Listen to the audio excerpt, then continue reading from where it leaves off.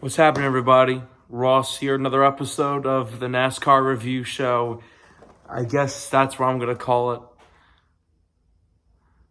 Sorry. I'm very tired. This weekend, all three NASCAR series were at Texas Motor Speedway for the first time in the spring since 2019. I mean, the Truck Series have raced in the spring. They raced in the spring last year, but the Xfinity and the Cup Series joined them. As we take a look at a pretty decent weekend of racing. The truck race on Friday night was won by Kyle Busch, who's struggling in Cup right now. My favorite driver, but got the win in trucks, barely holding off Corey Heim and Nick Sanchez. Christian Eckes ends up in fourth.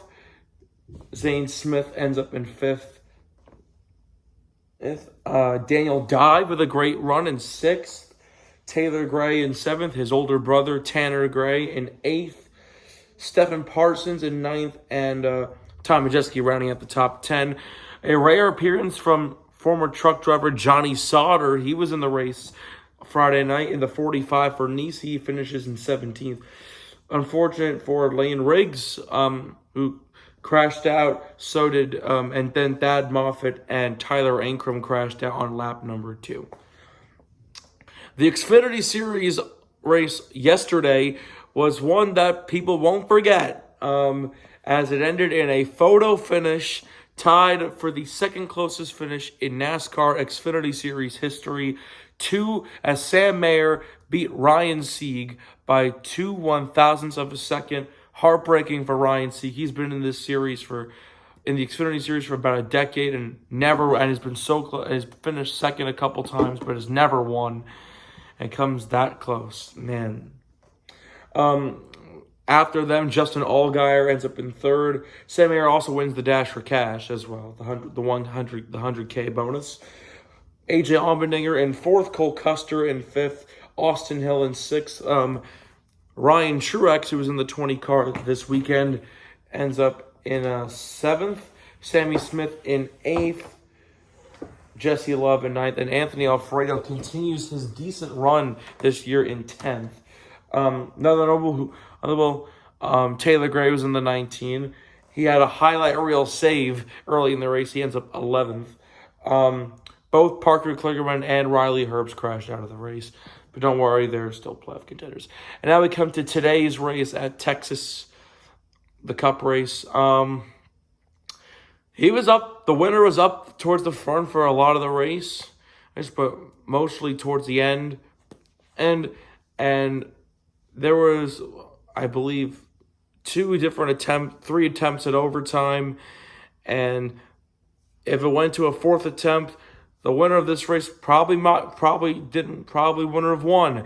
For the first time in almost 2 years, Chase Elliott is back in victory lane. Right. As we all know, Chase, after getting 5 wins in 2022, after the second race of 2023, Chase Elliott had a skiing accident. He missed 7-8 races, came back, but it took him a while to get back on his feet. He didn't win in anything last year. He even missed the playoffs last year. Understandable. But lately, the last couple of weeks, this year, he's done a lot better, and he gets the win in Texas. The first time Hooters has won as a sponsor since the late Alan Kowicki in 1992. And to honor him, Chase Elliott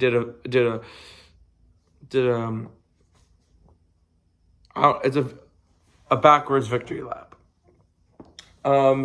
He holds Ross Chastain was running second on that final restart, but he crashed out on the last lap from second. So obviously he's not in the top 10. Brad Keselowski, who is on fresh tires towards the end, ends up in second. William Byron, who won at Texas in October, ends up in third. Tyler Reddick ends up fourth. Daniel Suarez in fifth. Chase Briscoe in sixth. Bubba Wallace in seventh. Austin Dillon in eighth. Kyle Busch in ninth. RCR ends up with 2 top 10s, even though Austin Dillon, understandably, he's never really up there at mile and a halves. And Kyle Busch, who should be up there, but after winning the truck race, started in the back and barely came up to the front. I don't know how he got there at the end. And Carson Hocevar ends up in 10th. Good for him. Kyle Larson, who led the majority of the first half of this race, under caution, had a tire come off his car on track, fell 2 laps down, crashed out as well.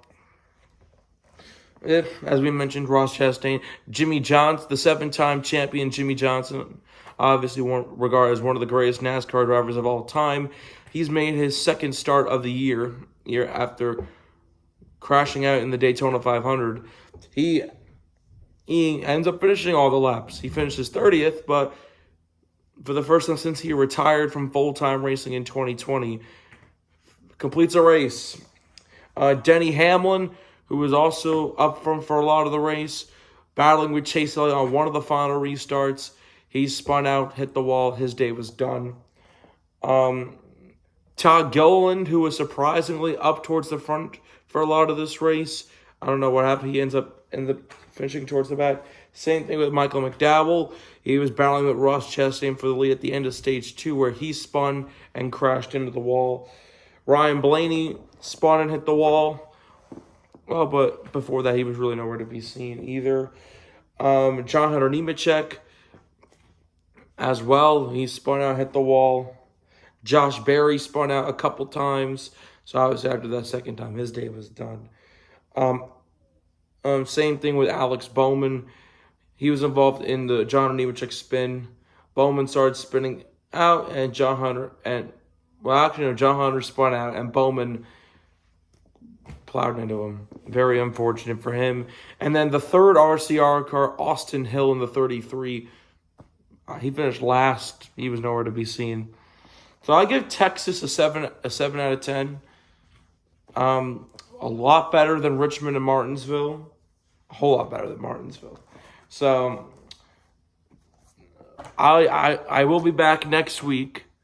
My next video hopefully isn't Thursday, because that would mean the New York Islanders are eliminated from playoff contention. Hopefully they make the playoffs. They can tomorrow.